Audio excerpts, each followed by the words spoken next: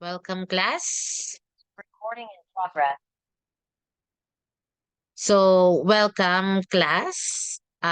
Here's another vlog again about the respiratory system. So, this time we will be discussing science subject. So, let us start. Okay, so let me share the screen.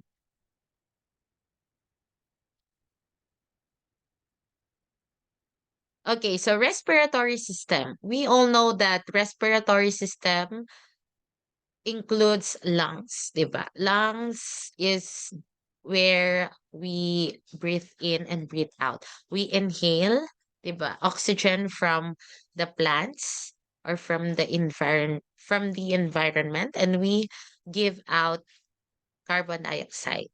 And then the plants take in carbon dioxide and they give out oxygen for us to take in the man. Okay? Respiratory system. The respiratory system is the network of organs and tissues that help you breathe. It includes your airways, lungs, and blood vessels. The muscles that power your lungs are also part of the respiratory system.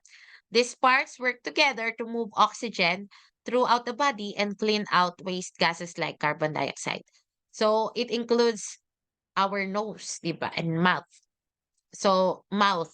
So we breathe through our nose, 'di ba? And to our mouth. And then our lungs is responsible for the inhaling and exhaling of oxygen, 'di ba? So next, what does the respiratory system do? The respiratory system has many functions.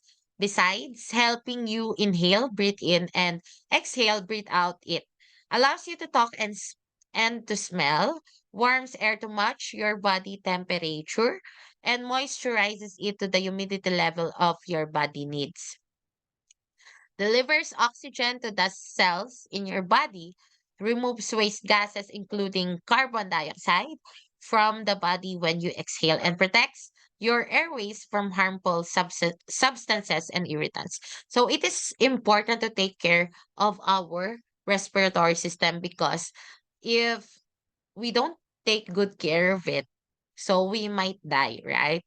So we must be responsible and accountable for the food that we eat, for the drinks that we drink, for the activities that we do every day. What are the parts of the respiratory system? The respiratory system has many different parts that work together to help you breathe. Each group of parts has many separate components or elements. When I say components, parts or elements. Your airways deliver air to your lungs. Your airways are a complicated system that includes your mouth and nose, openings that pull air from outside your body into your respiratory system. So, pull means hinila, di ba? So, sinuses, hollow areas between the bones in your head that help regulate the temperature and humidity of the air you inhale. So, pharynx is the throat tube that delivers air from your mouth and nose to the trachea or windpipe, while trachea is the passage connecting your throat and lungs. Bronchial tubes at the bottom of your windpipe that connect into each lung. Lungs, two organs that remove oxygen from the air and pass it into your blood. From your lungs, your bloodstream delivers oxygen to all your organs and other tissues. Muscles and bones help move the air you inhale into and out of your lungs. And some of the bones and muscles in the respiratory system include your diaphragm. So when we sing a song or when we shout, the diaphragm contracts. Okay, it's like a balloon below our lungs, 'di ba? Sa gorge natin or sa stomach banda. Ribs, bones that surround and protect your lungs and heart. When you breathe out, your blood carries carbon dioxide and other waste out of the body. Other components that work with the lungs and blood vessels include alveoli, tiny air sacs in the lungs where the exchange of oxygen and carbon dioxide takes place. bronchioles, small branches of bronchial tubes that lead to the alveoli. So when we say capillaries, 'di ba, we have three types of blood vessels: veins, arteries, and capillaries. Next is lung lobe, section of the lungs, three lobes in the right lung and two in the left lung. Pleura, thin sacs that surround each lung lobe and separate your lungs from the chest wall. Some of the outer components or parts or elements of your respiratory system include cilia, tiny hairs that move in a wave-like motion to filter dust and other irritants out of your airways sa nose. Epiglottis, tissue flap at the entrance to the trachea that closes when you swallow. Swallow means pag ngumuya, to keep food and liquids out of your airway. Larynx is the voice box. If pharynx is the throat, larynx is the voice box or yung nagva-vibrate dito sa lalamunan natin. Hollow organ that allows you to talk and make sounds when air moves in and out. Hollow, something vulnerable or soft. What conditions affect the respiratory system?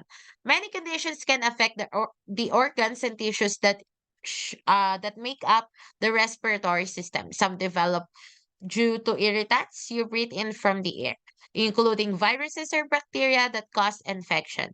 Others occur as a result of disease or getting older. Conditions that can cause inflammation or pamamaga, swelling, irritation, and pain, or otherwise affect the respiratory system include allergies. Inhaling proteins such as dust, mold, and pollen can cause respiratory allergies in some people. Kaya sometimes if you smell the flower, 'di ba? So your nose irritates, 'di ba? So pollen comes from flowers, and dust or alikabok, molds or mga lumot, 'di ba? Or kung anong waste material that enters our nose or airways, 'di ba? Polluted air like that. So these proteins can cause inflammation in your airway. So kakaroon ng pamamaga or swollen yung natin airways. Asthma, chronic, or when we say chronic, it is a long-term or severe disorder. Asthma causes inflammation in the airways that can make breathing difficult. Infection. So infections can lead to pneumonia, inflammation of the lungs or bronchitis, inflammation of the bronchial tubes. Common respiratory infections include the flu or influenza or a cold. Disease is respiratory disorders include lung cancer and chronic obstructive pulmonary disease or COPD. These illnesses can harm the respiratory system's ability to deliver oxygen throughout the body and filter out waste gases. Aging. So lung capacity decreases as you get older, and also our bones get weaker. So before, while I was teaching in Access Computer and Technical Colleges, May Kawayan and Balagtas, Bulacan, so I experienced to teach also science. Aside from that, mathematics, English, which is my major, Filipino, history or araling panlipunan, MAPE, PE, what else? And Filipino, like that. Um, I they they termed me as universal teacher because I teach all of the subjects, 'di ba?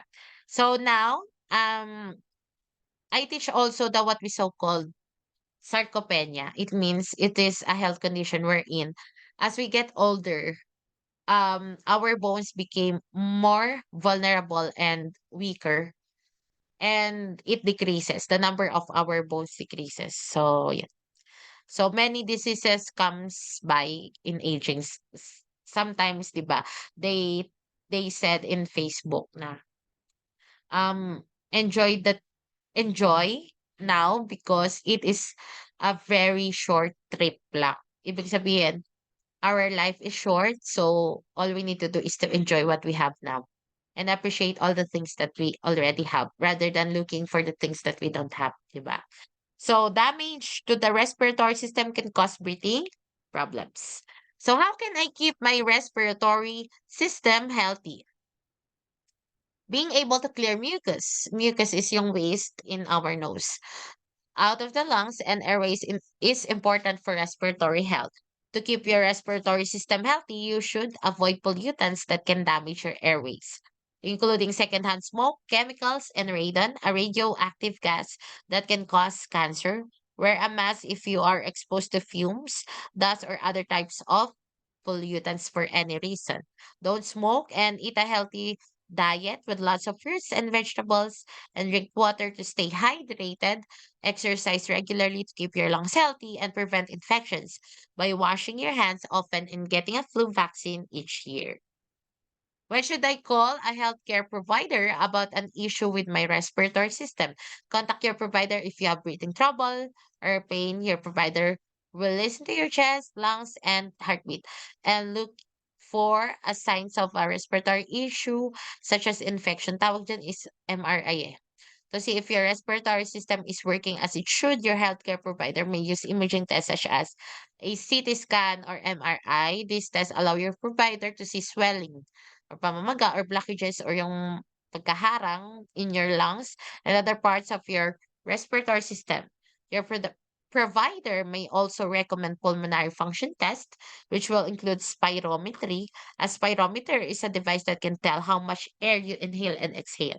See your doctor for regular checkups to help prevent serious respiratory conditions and lung disease. Early diagnosis of these issues can help prevent them from becoming severe. So sabi nga, prevention is better than cure because if you are able to prevent, it will not become severe.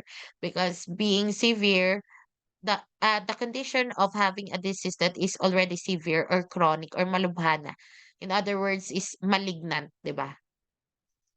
So, pag sinabi kasi malignant, malala na. When we say benign, ano lang, ano lang yon. Pag sinabing benign is hindi siya ganun ka malubha. Malignant is the severe one. So, we need to prevent it as much as possible so that it will not be worst.